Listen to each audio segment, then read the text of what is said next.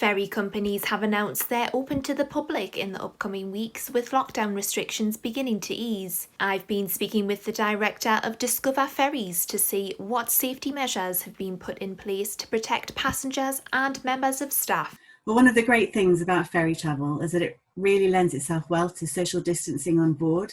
There's wide open public spaces, you can go outside on deck in the fresh air, and you also have the opportunity to board via your own car as well.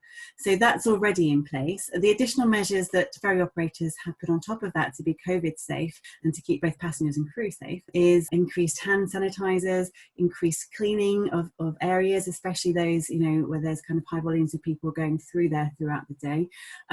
And in addition to that, there's signage everywhere to help people maintain their social distancing. And in England, people are required to use a face covering.